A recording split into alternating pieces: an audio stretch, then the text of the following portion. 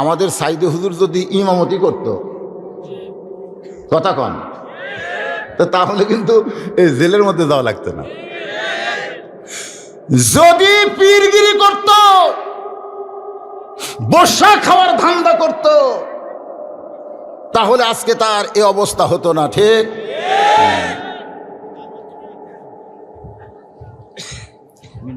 নবীর প্রতি সালাম করো, নবীর দরুদ পড়ো মসজিদের ভিতরে, কিন্তু নবীর সমাজ গড়ার কাজে তাদের দ্বন্দ্ব বাজে। এই তারা কারা? বলেছিল এজিদের পক্ষ থেকে, তুমি হবা ইমামতি, আমি হব রাষ্ট্রপতি। মানে ইসলামকে তারা একটা ধর্ম হিসাবে চিহ্নিত করতে চায়। আজও আমাদের বাংলাদেশে অনেকেই বলে ইসলাম হলো একটা ধর্ম। ঠিক কিনা বলেন? আপনাদের কাছে কি মনে হয় ইসলাম একটা ধর্ম? তাহলে কবরে কেন মুনকির নাকির বলবে অমা দিনুকা, তোমার দিন কি? যদি মুনকির নাকির বলতো তোমার ধর্ম কি? তো কঠিন জ্ঞানজাম শুরু হলো। না না না, এতগুলা মানুষ ওখানে গেল, কি পাগলের পূজা করতেছে নাকি ওখানে গিয়ে? তাহলে আপনারা সবাই চলে আসেন তো দেখি। আপনারা তো বুঝতেছেন না যে একটা মাহফিলের সর্বনাশ হয়ে যাচ্ছে।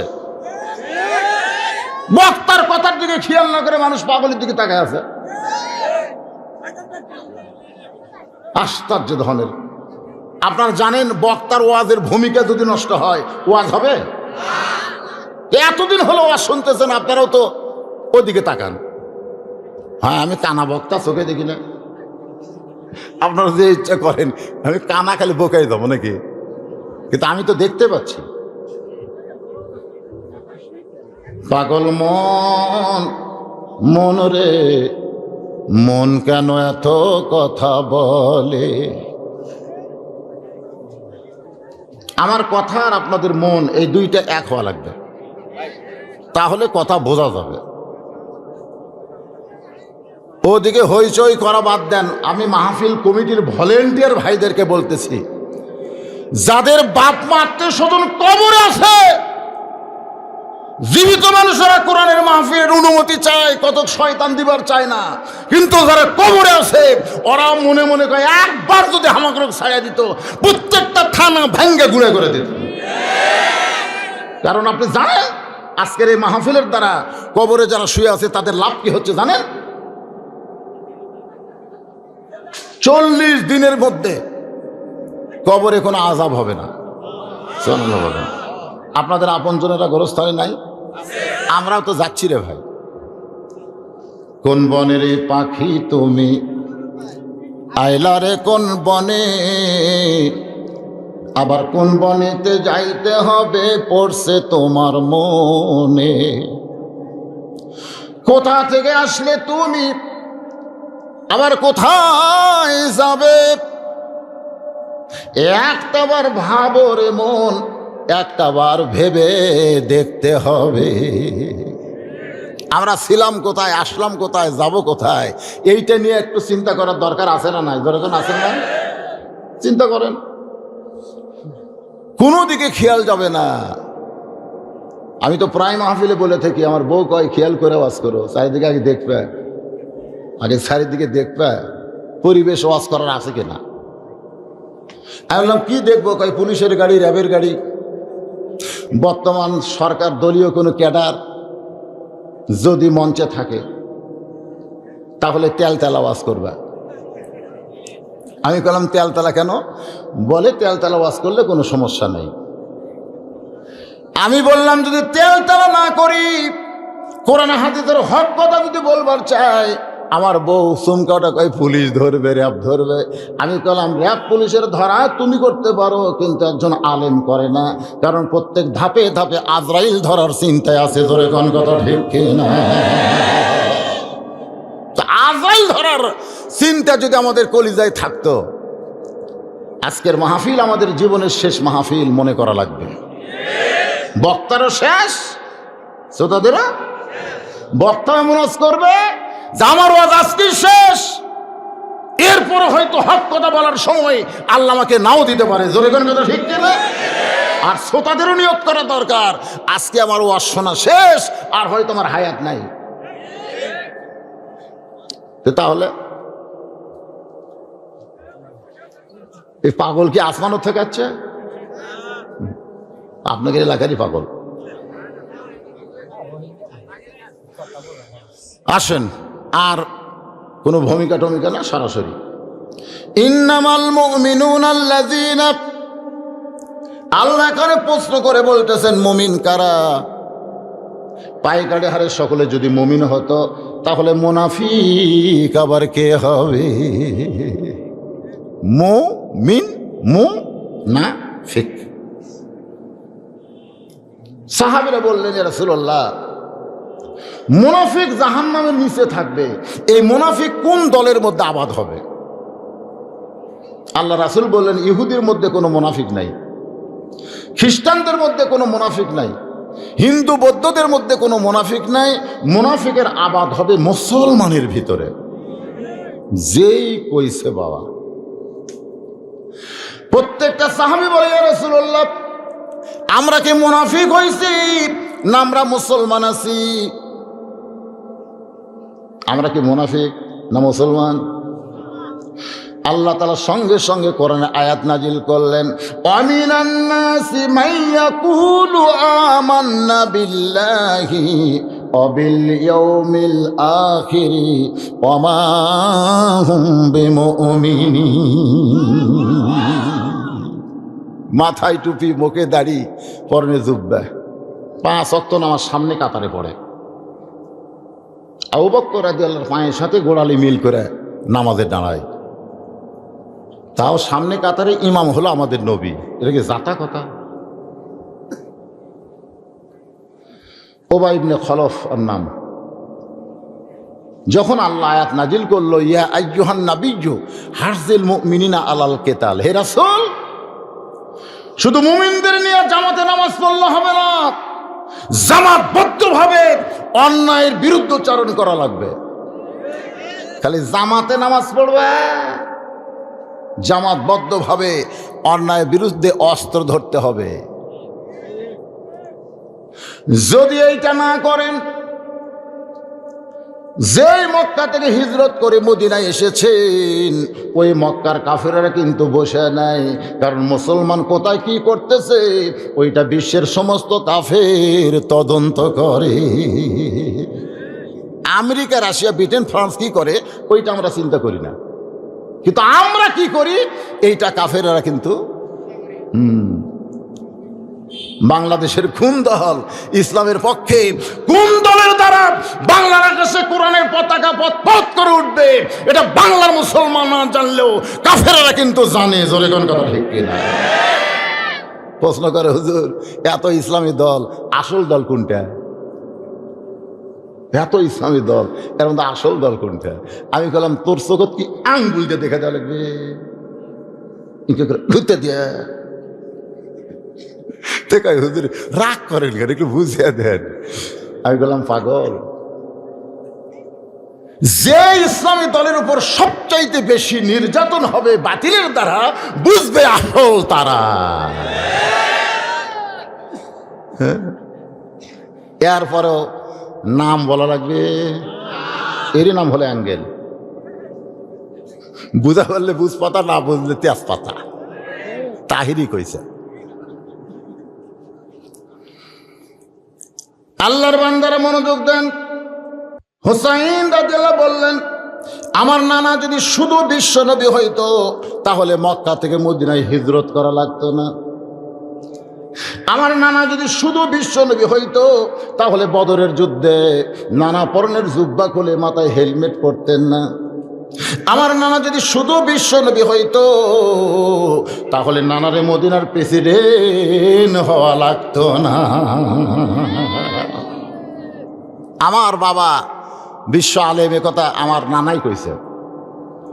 হযরত আলী যে পৃথিবীর সবচাইতে বড় আলেম, আল্লাহ রাসূল কি বলেছেন? আনা মাদিনাতুল ইলমে ওয়া আলিউ বাবুহা। আমি হচ্ছে এলেমের শহর, আলী হচ্ছে তার দরওয়াজা। জোরে কান সুবহানাল্লাহ। মানে রাসূলের ভিতরে যত এলেম আছে সমস্ত এলেম হযরত আলীর মাধ্যমে প্রকাশ পাবে। ইনার চাইতে বড় আলেম পৃথিবীতে কে আছে? এ কথা তোমরা ঠিকই কইছে যে তোমার বাবা বিশ্ব আলেম, ঠিকই আছে, কিন্তু বিশ্ববীর সাইদি হুজুর খেলে আলেম ছিল না, এর সঙ্গে বীর ছিল, এই জন্যই তো ধরা খেলো। আজও বাংলাদেশে অনেক আল্লামা আছে বাতিলের সঙ্গে হাত মিশা তারা দুনিয়ার ফায়দা লুটতেছে। জোরে কোন কথা ঠিক কিনা? এত বড় আলেম, আলেম তো সবচাইতে বড় শয়তান ছিল।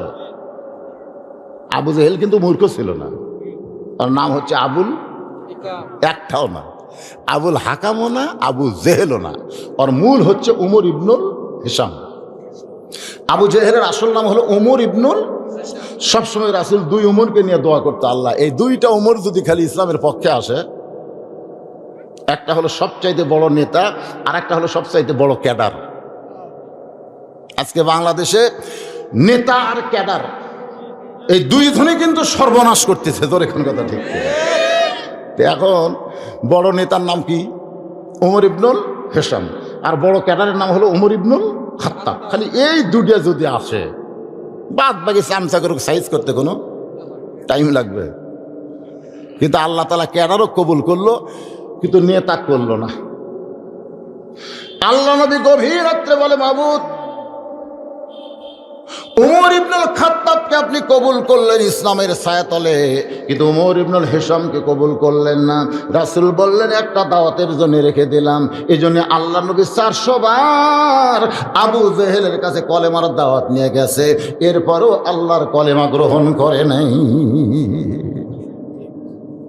তো রাসূল বলল, আল্লাহ আপনি দাওয়াতের জন্য রেখে দিলেন, 400 বার গুনে গুনে গেলাম, আল্লাহ কাম তো হলো না। আল্লাহ বলতেছে এখন মক্কা থাকাই যাবে না, এই কাম করবার গেলে আপনাকে একটা অকাম, অকাম বোঝেন? গভীর রাত্রে ওরা মনে করবে আপনি চোরের মতন গেছেন, কিন্তু আমার হুকুম পালন করেছেন। সুবহানাল্লাহ বলেন। খালি কাম করার জন্য আল্লাহ রাসূল মক্কা থেকে মদিনাতে আসলেন। মদিনাতে আসার পরে সর্বপ্রথম রাসূল বলে, আল্লাহ আমি কি করব? হিজরত করে মদিনায় আসলাম, করবো কি? আল্লাহ বলতে তো আমার জন্য একটা ঘর বানান। কি করা লাগবে? ঘরের মধ্যে দেই। সর্বপ্রথম নবী একটা ঘর বানালেন, আল্লাহর নাম হলো মসজিদে কুবা, যেখানে 2 রাকাত নামাজ পড়লে আল্লাহ খুশি হয়ে একটা উমরা হজের সওয়াব দিয়ে দেয়।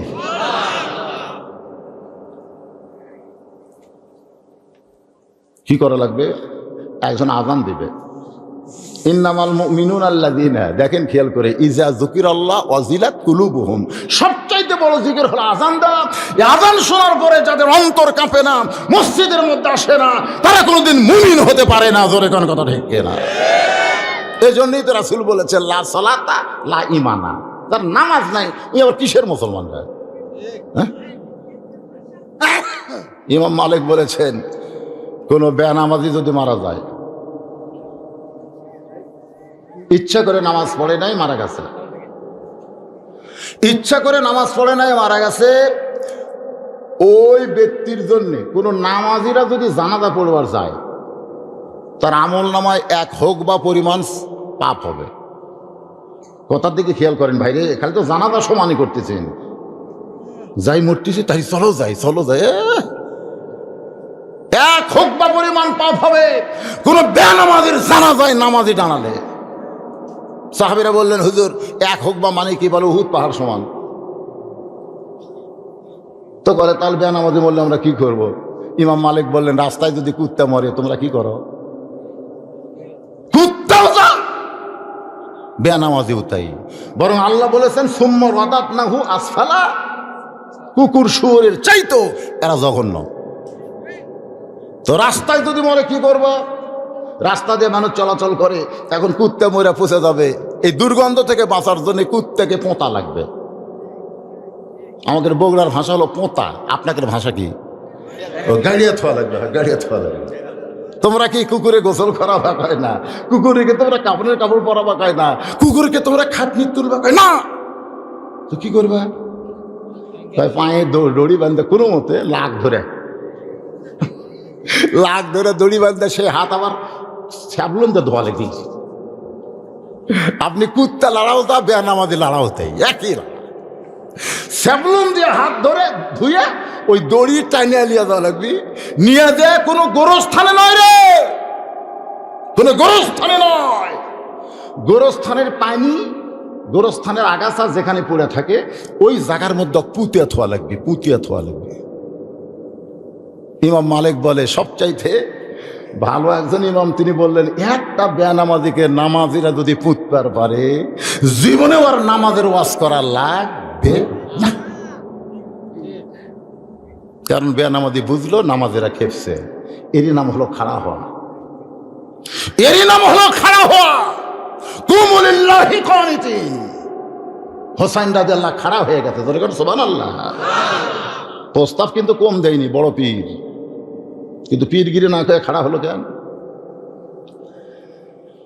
প্রথম মসজিদ তৈরি হইল কুবা, সেখান থেকে মসজিদ নববী, আর সেখান থেকে জামাতে নামাজ কায়েম হলো। এমন সময় আল্লাহ তাআলা কোরআনের এই আয়াত নাজিল করলেন, ইয়া আইয়ুহান নাবিয়্যু হারজিল মুমিনিনা আলাল কিতাব। ওগো নবী, যে কোনো সময় মক্কার কাফিররা মদিনা আক্রমণ করবে, যে কোনো সময় আপনি দোয়া দিয়া, দরুদ দিয়া, নামাজ দিয়া, হজ দিয়া, যাকাত দিয়া, রোজা দিয়া আপনি মদিনা রক্ষা করতে পারবে। অনেকে বলতেছেন আমি নামাজ পড়ি না,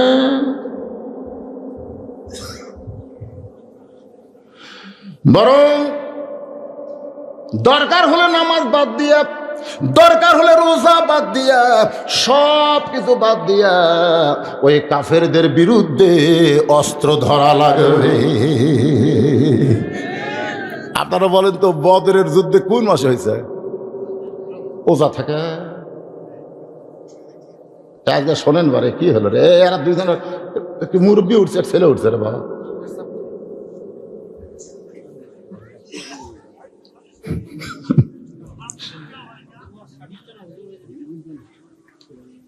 এই ওয়াজ যদি কয় সারতিছে না।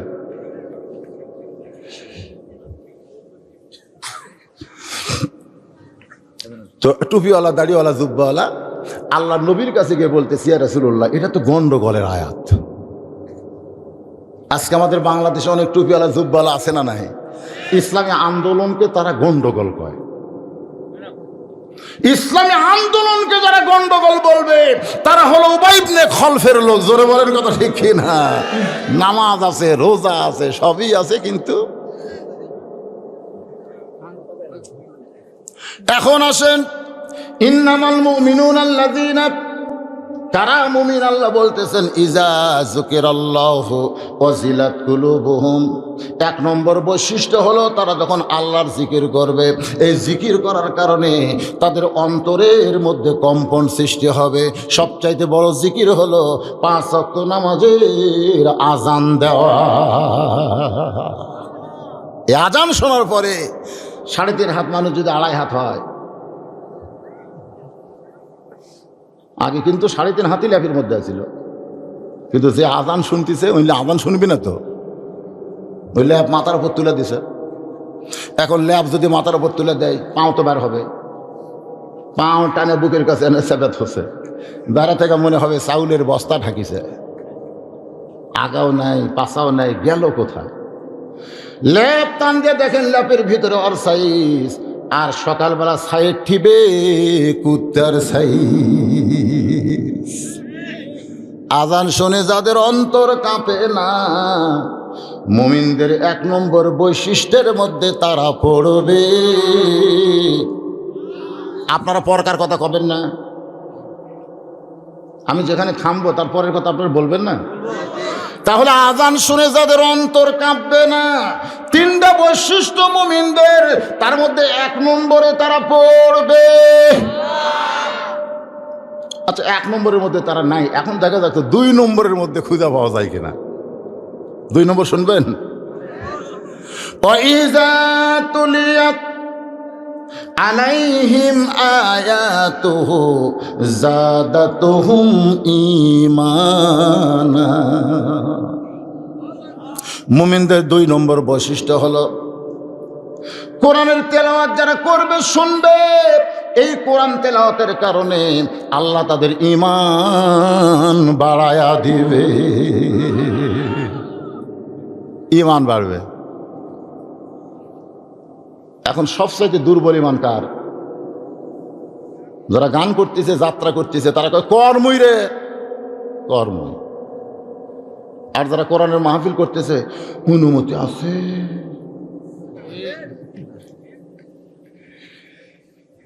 খালি একটা হাট বন্ধ করে দে, খানা ঘেরাও করবি, জোরে কর কথা ঠিক না?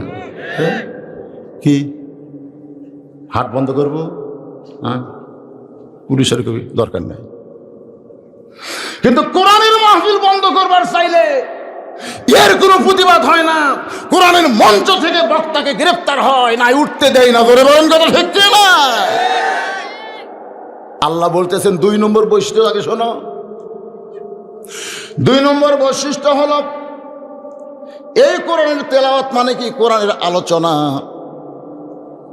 অনেকে মনে করে তেলাওয়াত মানে কোরআন পড়া। গিরিশচন্দ্র সেন কোরআন পড়েছে, কোরআনের বাংলা অর্থ পর্যন্ত লেগেছে, কিন্তু মরার সময় রাম রাম করে মরে গেছে।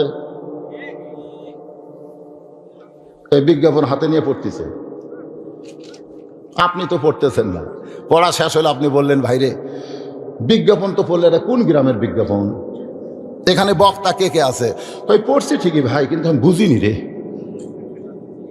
লোকজন বলবে, তাহলে পড়ে তো লাভ হলো কি? তুই যদি নাই বুঝিস, তুই পড়লি কে? বলবে কি বলবে না? একটা লোক পেপার পড়তেছে আর 2টা লোক সাইডে বসে আছে, কিছুক্ষণ পরে বলতেছে, ভাই পেপারের খবর কি? ওই পড়ছি ঠিকই ভাই, বুঝিনি রে। আপনারা বলেন তো, বিজ্ঞাপন মানুষ শুধু পড়ার নিয়তে পড়ে না বোঝার নিয়তে পড়ে? কথা বলা লাগবে। পেপার মানুষ কি শুধু পড়ার নিয়তে পড়ে না বোঝার নিয়তে পড়ে? বাংলা মানুষ পড়ার নিয়তে পড়ে না বোঝার নিয়তে পড়ে? ইংরেজি মানুষ বোঝার নিয়তে পড়ে না খালি পড়ার নিয়তে পড়ে? যত পড়া বাংলাদেশে আছে সমস্ত পড়া মানুষ বোঝার নিয়তে পড়ে। আর আল্লাহর কোরআন কেউ যখন পড়ে সে বলে আমি সওয়াবের নিয়তে পড়ি। শুধুমাত্র সওয়াবের নিয়তে কোরআন পড়া হলো সবচাইতে বড় গুনাহ। আবার উল্টা দিকে যান চান না, অন্য কিছু বোঝার নিয়তে না, খালি সওয়াবের নিয়তে, শুধুমাত্র সওয়াবের নিয়তে কোরআন পড়া হলো সবচাইতে, কথা কয় না কেন, উত্তম। বোঝেনি? শুধুমাত্র সওয়াবের নিয়তে। কিসের নিয়তে? যদি কেউ কোরআন পড়ে, এটা হলো সবচাইতে বড় পাপ। কারণ শুধুমাত্র সওয়াবের নিয়তে আল্লাহ কোরআন দেয়নি যে তোমরা কোরআন পড়ো, প্রতি অক্ষরে 10টা করে লেও। হায় হায় হায়, খতম। খতম মানে কি? শেষ। খাতামাল্লাহু আলা কুলুবিহিম, তোমার অন্তর শেষ। খতম মানে কি? শেষ। ওই কোরআন শেষ করছে।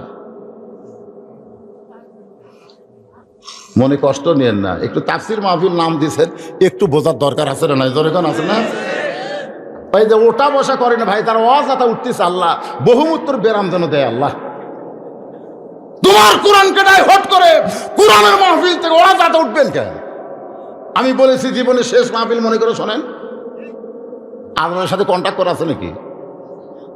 বসেন, একটু বসে একটু ধীরস্থির হন, একটু মনোযোগ দিয়ে শোনেন। কারণ গোরস্থানের মাহফিল আল্লাহ বলেছেন, ইয়া আইয়ুহাল্লাযীনা আমানুত্তাকুল্লাহা হাক্কা তুকাতিহি ওয়া লা তামুতুন্না ইল্লা ওয়া আনতুম মুসলিমুন। আল্লাহ বলেছেন তোমরা মুসলমান না হয়ে মরো না। তাহলে আমাদের মুসলমান মরার আগে হওয়ার দরকার আছে না নাই? এই জন্য একটু মনোযোগ দিয়ে শুনতে হবে। প্রতি অক্ষরে 10টা করে নেকি। এটা কিরকম? মনে করেন আপনাদের বেলকুচি বাজারে, বেলকুচি বাজার নাই? একজন লোক আলু কিনবার গেছে, আর এক আলুওয়ালা বসে আছে। তো খরিদ্দার বলতেছে কয় মন? তা আলুওয়ালা বলতেছে 2 মন। খরিদ্দার বলে আমি 2 মনই নিব। আলুওয়ালা কয় আলহামদুলিল্লাহ, তাহলে আর টেনশন নাই ভাই, লাও তোকে না লাপে দাও। আলু মাপা দেখে 2 মন 2 সের। খরিদ্দার বলতেছে আমি তো 2 মণ নেবো ভাই, 2 সের নেবো না। আলুওয়ালা বলতেছে 2 মণ যদি নেও 2 সের ফাও, এই 2 সেরের আর দাম দেওয়া লাগবে না। খরিদ্দার চিন্তা করে প্রতিদিন আমার 1 সের করে লাগে, তার 2 সের ফাও দেয়, 2 দিন চলবে। তো ওই ব্যাগের মধ্যে 2 সের তুলে বলতে তো ভাই আপাতত আজকে 2 সেরই লেই রে, ওই 2 মণ আমি লিভার চাচ্ছি না। আপনার বলেন যে আলুওয়ালার অবস্থা কি হবে? যে তুই 2 মণ নিবি বলেই তো আমি তো 2 সের ফাও দিলাম। যারা কোরআন মোতাবেক জীবন চালাবে তাদের জন্যই তো প্রতি অক্ষরে 10টা করে নেকি ফাও। খালি ফাও লিবি, আসল লিবি না। চাপাত গুড়া খাওয়া লাগবে, তোর এখন ঠিক কি না, খালি সওয়াবের নিয়তে। ওয়াইজা তুলিয়াত আলাইহিম আয়াতুহু যাদাতুহুম ঈমানা। সুবহানাল্লাহ বলেন। এইটা বোঝানোর জন্য একটু বলি ছোট্ট একটা হেদায়েত। কারণ বাংলাদেশের মুসলমান খালি তাফসির শুনবার চায় না, 2-1টা ঘটনাও শুনবার চায়, ধরে কোন ঠিক কিনা। আল্লাহর একজন মস্ত বড় ওলি ছিলেন, নাম হলো সেররি সাক্তি রহমতুল্লাহ আলাইহি। তিনি জানতে পারলেন তার এক বন্ধু দুনিয়া থেকে মৃত্যুবরণ করেছে। ওই বন্ধুটা হলো 30 পারা কোরআনের হাফেজ। হাফেজ সাহেবরা জান্নাতে যাবে, শুধু জান্নাতে যাবে না, তার আত্মীয় ওয়ারিসের মধ্য থেকে, আপনজনের মধ্য থেকে যাদের উপর জাহান্নাম ওয়াজিব হয়ে গেছে এমন 10 জন ব্যক্তিকে সুপারিশ করেও জান্নাতে নিয়ে যাওয়ার ক্ষমতা পাবে। সেররি সাক্তি রহমতুল্লাহ আলাইহি ওই হাফেজ বন্ধুটাকে জানাজা করে কবরে নামালেন। কবরে মাটি দেওয়ার পরে সবাই যখন চলে যাচ্ছে, কারণ কবরে মাটি দেওয়ার পরে কেউ কিন্তু আর থাকে না, কতজনকে কত কি দিলাম, যাবার কালে একজন আরে, এই তো ফাইন পারেন আপনারা। বাংলাদেশের একজন প্রেসিডেন্ট জিল্লুর রহমান যখন কবরে দাফন করা হবে তার আগে গার্ড অব অনার হচ্ছে। একজন ঘোষক মাইক দিয়ে বলতেছে 5 স্তরের নিরাপত্তা আছে, 5 স্তরের। Army, RAB, BGB, police, Ansar বাহিনী, তোমরা কি প্রস্তুত? তখন এই রাইফেল উপর দিকে তুলে ঠাস ঠাস ঠাস ঠাস করে গুলি হলো। মুনকির নাকির বলতেছে আল্লাহ, যে হারে নিরাপত্তা দেওয়া শুরু হলো, আমরা কি ফেরত যাবো? আপনাদের কি মনে হয় ফেরত যাবি? পাগলা কি কয় 5টা স্তরে নিরাপত্তা আছে। এই জন্য খালি যদি মুসলমান হতো, বুঝলেন, আমি হিসাব করে গানটা হিসাব করে দিলাম, খালি সারা খ্রিস্টান না হয়ে যদি মুসলমান হতে এই গানের কারণে আল্লাহ জান্নাত দিত, কিন্তু না, খ্রিস্টান হয়ে মরতে পারে। কত জনকে কত কি দিলাম, যাবার কালে একজন আরো দেখা না পাইলাম। ও আমার সাদের মালা যাইরে ছিঁড়ে, রইব না আর বেশি দিন তোদের মাজারে। ডাক দিয়াছেন দয়াল এন্ডু কিসের কাছে, কারণ ওরা আল্লাহ কয় না, কিন্তু আমরা মুসলমান কি দয়াল? ওই যে কতগুলো কয় না, আমার দয়াল বাবার দরবারেতে কেউ ফিরে না খালি হাতে। আমরা যারা মুসলমান তারা কোনোদিন দয়াল বাবা দয়ালের কাছে সাহায্য চাবো না, আমরা সাহায্য চাবো ইয়াকা না'বুদু ওয়া ইয়াকা নাস্তাঈন। তাহলে সবাই বলবেন ডাক দিয়েছেন দয়াল নয়, ডাক দিয়েছেন আল্লাহ আমারে, রইব না আর বেশি দিন তোদের মাজারে। চলতে পথে, এই যে যাওয়া আসার মধ্যে কয়দিন, চলতে পথে 2 দিন থামিলাম, চলতে পথে 2 দিন থামিলাম, মাত্র 2 দিন। আর এরই মধ্যে 4 তলা 5 তলা 7 তলা হয়ে গেছে। হুজুর যে রাস্তা দিয়ে আসলেন না, ওই রাস্তার কোনাত যে 3 তলা ওটা আমার। তো ওটা যদি তোমার হয় সাইডের দেখা, তো সাইড এটা আমার ভাইয়ের, পিছন দিকে যেটা দেখতেছেন ওটা অমুকের, নাম ধরে বলতেছে, ওটা নাসিমের এলাকা। এটা কার এলাকা? বলে এটা আব্দুল মান্নানের এলাকা। মরিয়া শেষ, এতদিন ধরে যাদের এলাকা কইছে ওরা মরছে রে। যিনি মরবে না তাই হচ্ছে সব এলাকা। ধরে কোন কথা ঠিক কিনা? তিনি কে? তিনি কে? মরিয়া যাবি, তারা কোন এলাকার মালিক? পাবনাথ গেলে আমাকে হুজুর বুঝে শুনে বাস করবেন, এটা উমুকের এরিয়া। কুষ্টিয়াত গেলে এটা উমুকের এরিয়া। মেহেরপুর গেলে এটা উমুকের এরিয়া। আমি মনে মনে করি সব এরিয়া যদি তোরাই ভাগালিস তা আল্লাহর এরিয়া কোনটা? এর সাইডে যেটা দেখতেছেন এটা উমুকের, সবই যদি তোমাকে হয় আল্লাহর কোনটা? বলে হুজুর আল্লাহটা যদি দেখবার চান তাহলে 2 মিনিট হাঁটা লাগবে। তো চলো যাই দেখে আসি। আল্লাহটা দেখা লাগবে না? মসজিদের সামনে যা বলতে যে হুজুর এখানে আল্লাহর কিছুই ছিল না, এই 9 শতক আমার চাচা আল্লাহ দান করছে, আর আমরা টাকা দিয়ে হুজুর কম কষ্ট লয় 10 থেকে টাকা চাইলিয়া আমরা আল্লাহর ঘর বানা দিছি। ফেরেশতা বলে মাবুদ এই দেশের নাম কি?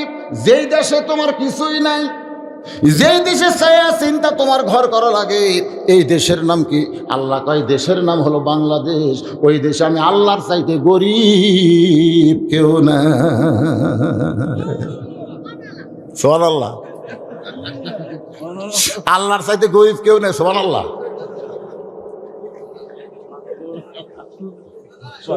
আমি এক নেতাকে বললাম, কে রে ভাই প্রাইমারি খুলে দাও না, হাফিজি মাদ্রাসা খুললো কেন?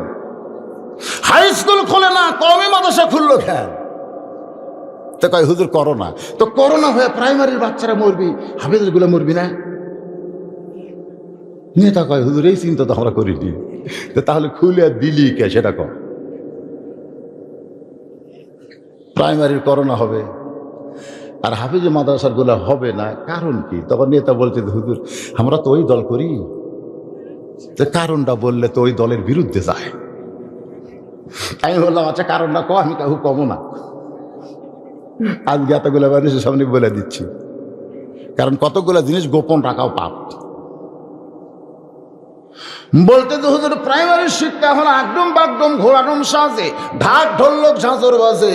এই মিথ্যা শিক্ষা যারা করে, পেশাব করে কোনোদিন পানি লায় না, অজু করে না, ওদেরকে করোনা ধরবে। কিন্তু হাফেজে মাদ্রাসার বাচ্চারা আল্লাহর কোরআন পড়ে, ওযু করে, শরীর পবিত্র রাখে, ওদের করোনা কোনোদিন ধরবে না। আমি নেতার হাত চেপে ধরে বললাম ভাই এ পর্যন্ত বাংলাদেশে 10 লক্ষ বেশি ছাত্ররা কওমি হাফিজি মাদ্রাসায় পড়তেছে। আজকে 4টা মাস হয়ে গেল, এখন পর্যন্ত করোনায় একটা বাচ্চাও মরল না।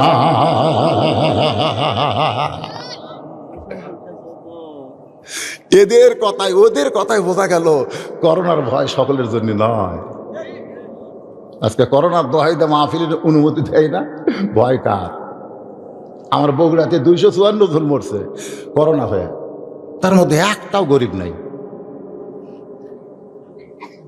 একটাও গরিব নাই। সব কয়টা হয় চোর, বাটপার, শিল্পপতি, নেতা, এমপি, ঘুষখোর, পুলিশ, ওসি, এরাই মূল্য বাড়ে। একটা গরিব মূল্য না। এদের আমি আল্লাহ করোনা আরো কিছুদিন থাক আল্লাহ, কারণ এ তো সবাইকে ধরতেছে না, জায়গা মতো ধরতেছে, আজরাইলের মতন ধরে করতে পারে। ওয়াইজা তুলিয়াত আলাইহিম আয়াতুহু যাদাতুহুম ঈমানা। এটা বোঝানোর জন্য বলতেছি, সেরি সাক্তি রহমতুল্লাহ আলাইহি বন্ধু হাফেজ সাহেবের কবরে মাটি দিয়ে সবাই যখন চলে গেছে, এমন সময় যাবার পারেন না, একটুখানি কবরের দিকে তাকায় আছে, একটুখানি কবরের দিকে তাকায় আছে। কিন্তু ওই তাকানো মানে হামাকের মতন তাকানো নয়। আল্লাহ রাসূল বলেছেন ইত্তাকু, খুব খেয়াল করে শুনবেন, কবরের ওয়াজ, গোরস্থানের ওয়াজ তাফসীর হচ্ছে। রাসূল বলেছেন ইত্তাকু, ভয় করো, ফিরাসাতাল মুমিনিন, মুমিনদের দৃষ্টি নজরকে। কারণ তারা তোমাদের মতন দেখে না, তারা যা দেখে ইয়ানজুরুবি নূরিল্লাহ, আল্লাহ নূরের সাহায্যে দেখে। জোরে কোন সুবহানাল্লাহ। এই দেখবেন না, এ ভাষা আমার হুজুর, এ ভাষা আমার। 3-4 বার হলো। আমি বললাম ভাই চিন্তা করে দেখেন তো বাসাটা কার। আপনি কি কাগজ দেখতে পারছেন? আপনি কি রেকর্ড পড়ছে দেখতে পারছেন? বিশ্বাস করেন না কেন? আমি বললাম ভাই দান এবার চোখ বন্ধ করে দেখো তো বাসাটা কার। যে চোখ বন্ধ করছে আমি ওর কানের কাছে বলতেছি, এই দুনিয়ার বাড়ি ঘর একদিন হইয়া যাবে পর, যাইতে হবে অন্ধকার কবর। যে চোখ বন্ধ করছে ওর কানের কাছে ফিসফিস করে আমি বলতেছি, এই দুনিয়া, আপনার বলেন, এই দুনিয়ার বাড়ি ঘর একদিন হইয়া যাবে পর, যাইতে হবে অন্ধকার কবর। কিছুক্ষণ পরে দেখতেছি ওই লোকটার চোখের পাতা ভিজা, পানি গালের উপর আসতেছে। আমি বললাম ভাইজান এবার চোখ খোলো তো, এখন বড় বাড়িটা কার। সঙ্গে সঙ্গে আমার বলতেছে, মিশা মায়ায় বন্দি থাইকা, মিশা মায়ায় বন্দি থাইকা করলাম কত খেলা, পশ্চিমে তাকিয়া দেখো তোমার জীবনের ডুইবা গেল বেলা, এক পলকের নাই ভরসা মিশে সকল আশা, কখন বুঝি দারুণ ঝড়ে ভাঙবে তোমার বাসা। সেরি সাথে তাকায় দেখে, কবরের দিকে একটু তাকাইছে, ইতিমধ্যেই শুনতে পায় কবরের মধ্যে হুড়মুড় দুড়মুড় একটা শব্দ হচ্ছে। আল্লাহর সেরি শক্তি চমকে গেলেন। যে লোকটা 30 পারা কোরআনের হাফেজ, সুবহানাল্লাহ বলেন, যে লোকটা হাফিজে মাদ্রাসায় চাকরি করে, খায়রুকুম মান তাআল্লামাল কুরআনা ওয়া আল্লামা, রাসূল বলেছেন ওই ব্যক্তি হলো সবচাইতে সম্মানী দামি যে আল্লাহর কোরআন তেলাওয়াত করেছে এবং অপরকে কোরআনের তেলাওয়াত শিখাইছে। আরে বাংলাদেশে না হয় না দাম নাই। প্রাইম মাস্টার বলে হুজুর 4 ফেব্রুয়ারি খোলার কথা ছিল হুজুর, ছুটি আরো বাড়িছে, ছুটি আরো বাড়িছে। ওই কিন্তু মনে মনে চাচ্ছে আরো বাড়ুক, কারণ বসে থাকা বর্তমানে করোনায় সবচাইতে উপকার কারা পাচ্ছে, এই হাই স্কুল প্রাইমারি যারা চাকরি করে বসে খাওয়া। আর হাফিজে মাদ্রাসায় যারা চাকরি করে ওকে বসে খাওয়ার টাইম আছে, এ কথা কোন আছে? আমার এলাকার অধিকাংশ হাফিজে মাদ্রাসার হুজুর বেতন পাচ্ছে না, করোনার দোহাই দেয় মানুষ দানও করতেছে না। এখন কবরের মধ্যে হুড়মুড় দুড়মুড় শব্দ হয়, সেরি সাকি চমকে গেল যে এখন আমার বন্ধুকে কবর দিয়ে কেবল মাটি দিয়ে উঠলাম, কবরের মধ্যে কেন শব্দ হয়? তিনি নজর করে তাকায় দেখে ওই কবর থেকে কালো রঙের একটা কুকুর বের হয়ে যায়। এটা 2 চোখ দে না, নজর, ইয়ানজুরুবি নূরিল্লাহ। দেখবেন কত করে লোক, তার মানে কিছু কিছু দেখছে। ওয়াইজা তুলিয়াত আলাইহিম আয়াতুহু যাদাতুহুম ঈমানান, এইটার উপর কথা হচ্ছে। শরীর শক্তি রহমতুল্লাহ আলাইহি এক দৌড়ে কুকুরের সামনে দাঁড়িয়ে গেলেন। কুকুর, তুই তো আসলে কুকুর না, বল বল তুই কে? মাল্লাহুল মাওলা ফালাহুল কুল। কেউ যখন আল্লাহর হয়েই যায়, আল্লাহ তখন সব কিছু তার অধীনস্থ করে দেয়। জোরে কোন সুবহানাল্লাহ। বিশ্বাস করতেছেন না? বিশ্বাস করেন? হ্যাঁ, যখন সুলাইমান নবী বলল যে বিলকিস রানী তো আমার সিংহাসনকে লক্ষ্য করে রওনা দিয়েছে, তো বিলকিস রানী আমার কাছে আসার আগেই তার সিংহাসনটা আমার রাজ দরবারে কে আনতে পারবে? তোমাদের মধ্যে কেউ কে আছো যে বিলকিস রানী আসার আগেই ওই সিংহাসনটা আমার রাজ দরবারে কে আনতে পারবা? কোরআন শরীফে আল্লাহ বলেছেন, একজন বলল কালা ইফরিত মিনাল জিন, জিনদের মধ্যে একজন, তার নাম হলো ইফরিত, সে বলল যাবো না, আমি আনতে পারবো। সুলাইমান নবী বললে বিলকিস রানী আসার আগে আনা লাগবে, পারবে তো? তোর কত সময় লাগতে পারে? ইফরিত বলল যাবো না, বিলকিস রানী আসতে তো অনেক সময় লাগবে, কিন্তু সিংহাসন আনতে আমার অত সময় লাগবে না। সুলাইমান নবী বললেন তাহলে কত সময়? তো বললো আপনি যে সিংহাসনে বসে আছেন এখান থেকে খালি উঠবেন আর বসবেন, এরই ভিতরেই বিলকিস রানীর সিংহাসন আপনার সামনে হাজির হয়ে যাবে।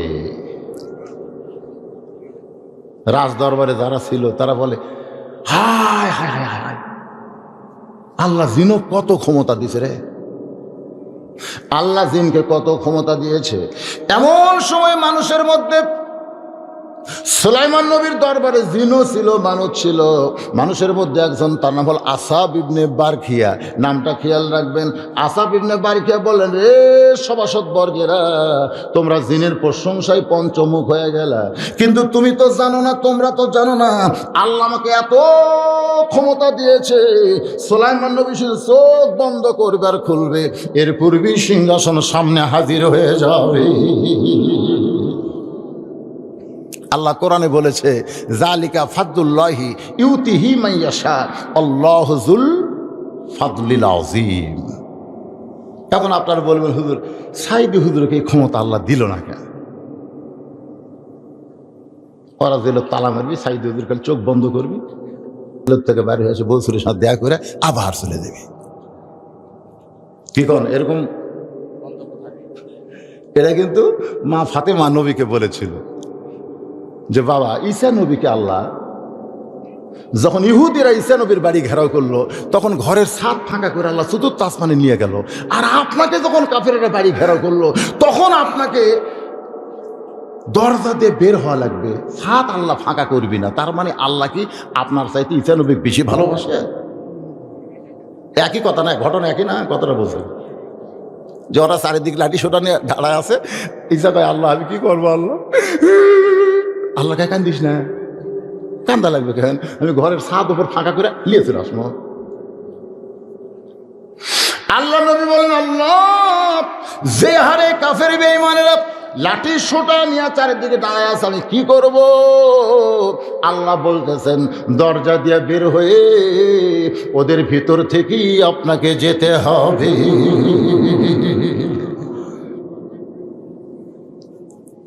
নবী বললেন, আল্লাহ আমার তো শক্তি নাই। আল্লাহ বলেন, আপনার নাই, কিন্তু আপনার উপর যেটা নাজিল করেছি তার নাই। এই সেই কোরআন, ওয়াইযা তুলিয়াত আলাইহিম আয়াতুহু যাদাতুহুম ঈমানা। একটু মনোযোগ দিয়ে শুনবেন। সেরি সাক্তি রহমতুল্লাহ আলাইহি ওই কুকুরের সামনে দাঁড়িয়ে বললেন, কুকুর তুই তো আসলেই কুকুর না, বল বল তুই কে? সঙ্গে সঙ্গে আল্লাহ কুকুরের জবান খুলে দিয়েছে। কুকুর বলতেছে, আল্লাহর ওলি আপনার কান ভালো, এই জন্য কবরের শব্দ শুনতে পেয়েছেন, আপনার চোখ ভালো, এই জন্য আমি কবর থেকে বের হয়েছি, আপনি দেখতে পাইছে। আপনার কানও ভালো, চোখও ভালো, কিন্তু বাদ বাকি যারা আপনার হাফেজ সাহেবকে দাফন করলো, এদের কানও নেই, চোখও নেই।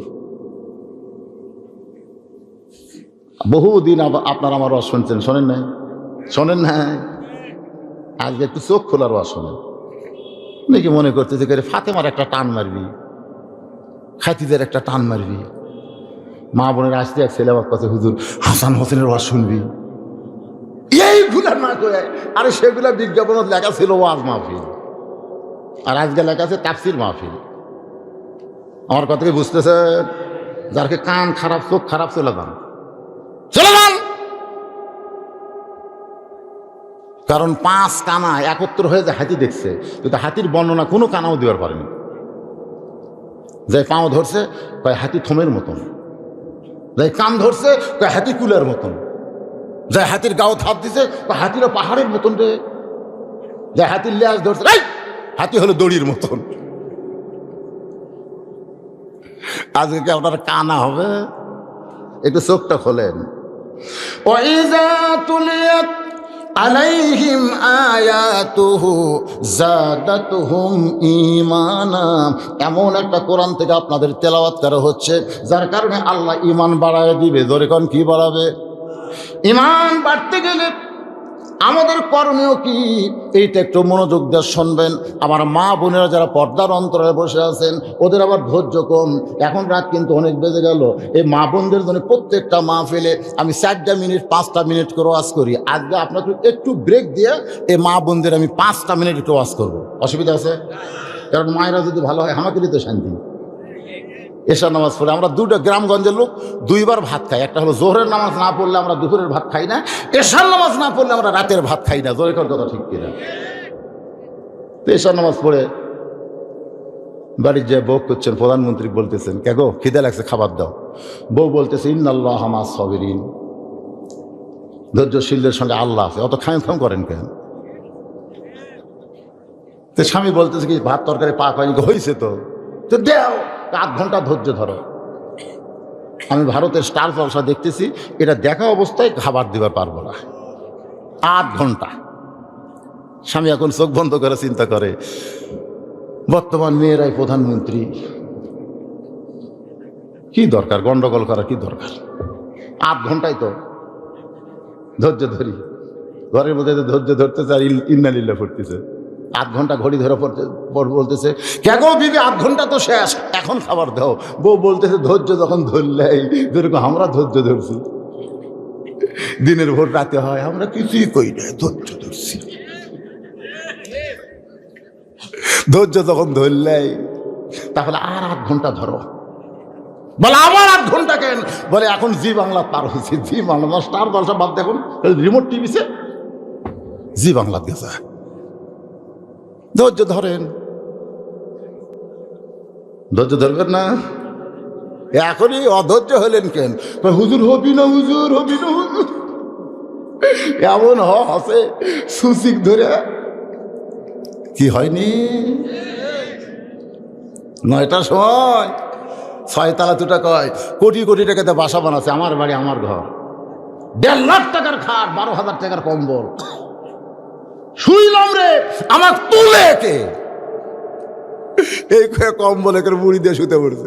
আমার বাড়ি আমার ঘর, আমাকে নামাইকে। রাত 3টার সময় খালি এত জোরে নামছে, কম্বলের মধ্যে যে লুঙ্গি খুলে আছে ওটা পরারও টাইম পায়নি। নিচে আইছে, নিচে জনগণ বলতেছে, কে রে ভাই আমরাও তো নামছি রে, লুঙ্গি আছে তোর ডা। হায় হায়, আমার তো 6 তালা। দেখেন তুই জুবান তাসা, সম্মান দেয়া 6 তালাত বসালো কে? জোরে করে সম্মান দেয়া 6 তালাই তুললো কে? তো জিল্লুমান তাসা, আবার ন্যাংটা করে নামালো কে? 9টার সময় 6 তালা আর 3টার সময়, বুঝতেছেন না? একটু খেয়াল করবেন। আল্লাহর বান্দার আমার মা বোনেরা যদি ভালো হয়, আমরা একটা ভালো সংসার পাবো। কারণ এশার নামাজ পড়ে হযরত আলী ঘরের মধ্যে ঢুইকে দেখে ঘরও সুন্দর, হাসান হোসেনকে সুন্দর করে সাজাই দিয়া, ফাতেমা নিজেও সুন্দরী গুন্দরী সাজা বসে আছে। মরদ মানুষ যদি বেড়াতে থাকে, সে ঘর সুন্দর দেখে, তার কলজা কিন্তু একটা জান্নাত হয়। আয়সা দেখতেছে, এই তুই ঠিক করলি কেন, ছোট মানুষ। চিন্তা করে দেখেন, আয়সা দেখেন কোল বালুসের সাইডে কাঁথে পড়ে আছে, বালুসের উপরে বাসনা নাই, চাদর উঠে আছে, খেতা বালুসি তা আপনি কি করবেন? বইয়ের দিকে তাকায় দেখেন, এটি হলদি ভরে থছে, এটি কালি ভরছে, গোটা গাও ঘামে। তখন আপনার মন কবি, যে ঘরের সাইডে বেড়াই ভালো রে, চ বেড়া যায় দেখতেছি এটা কার বউ রে। সেই মানে লিদেরটা পেতনি দেখে যাচ্ছে, এখন বেড়ারটা ভালো দেখতেছে, হাসতেছেন। আল্লাহর বান্দা ফাতে হযরত আলী ঘরের মধ্যে ঢুইকা, হাসান হোসেন সুন্দর, ঘরের বিছনা কাটা সুন্দর, আবার বউটাও সুন্দরী গন্দিরে বসে আছে। হযরত আলী আল্লাহর শুকর আদায় করার সঙ্গে সঙ্গে ফাতেমা হাসান হোসেনকে বুকের মধ্যে নিয়ে বলে, বাবা তোমরা 2 ভাই একটু অন্য ঘরে যাও, তোমার বাবার সঙ্গে আমার গোপন কিছু গল্প আছে। হাসান হোসেন মুসকি মুসকি হাসতেছে, কারণ মা সাজা গুজা আছে আর বাপের সাথে গোপন গল্প করবি, তার মানে কি? একটু বড় হলে কিন্তু ছেলে মেয়ে অনেক বুঝতে পারে, পারে কি পারে না? আল্লাহ রসুল বলেছেন তোমাদের ছেলে মেয়েরা দল বুঝতে পারবে, তখন তোমরা স্বামী স্ত্রী মহব্বত করার আগ দিয়ে সতর্ক হবা। তোমার ছেলের দাদির কাছে দিয়ে পাঠাবা, তোমার মেয়ের দাদার কাছে দিয়ে পাঠাবা। দাদা দাদি মনে করবে যে আমার বেটা আমার বউগুলো ঘরত গেছে, বাড়ি করে দিয়েছে, কাম একটা হচ্ছে, ধরে কর কথা ঠিক কিনা, তাড়াতাড়ি ছাড়বি না, অন্তত 8 ঘন্টা আটকে থাকবি। কারণ ইসলামের শরম লজ্জা যদি না থাকে, আল হায়াউ শুবাতুম মিনাল ঈমান, নিজের বাচ্চাকেও স্মরণ করা লাগবে, ধরে কর কথা ঠিক কিনা। আর শালা কুত্তের জাতেরা 14ই ফেব্রুয়ারি পালন করে রাস্তাঘাটে যেখানে সেখানে টাকি মেশা কুত্তের মতন জোড়া লাগিয়েছে, জোরে কর কথা ঠিক। হাসান হুসাইন যখন অন্য ঘরে যায়, এমন সময় ফাতেমা আস্তে করে ঘরের দরজা বন্ধ করে দেয়। যেই মাত্র দরজা বন্ধ হয়েছে, হযরত আলী মাথার টুপি এক টানে খুলিছে। কারণ দরজা তখন বউ বন্ধ করছে, তখন কিন্তু আর হুজুরগিরি চলবে।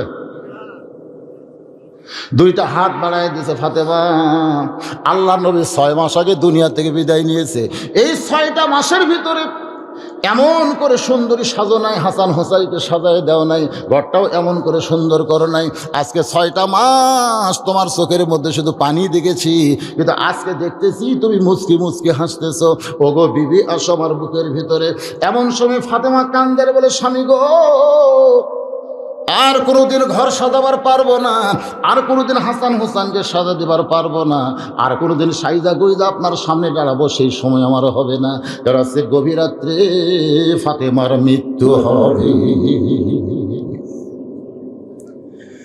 যেই কইছে গভীর রাত্রে ফাতেমার মৃত্যু হবে, গাছের গোড়া কাটলে গাছটা যেমন ঠাস করে পড়ে যায়, তেমনি পড়ে গেলেন হযরত আলী ঘরের মাজায়। ফাতেমা আস্তে করে এসে ওই স্বামীর মাথাটা উড়াতে নিয়ে কপালে একটা চুমো দেয়, বলে, স্বামী গো, এমন করে আপনি কাঁদবেন না, কারণ আসলে যাইতে হবে।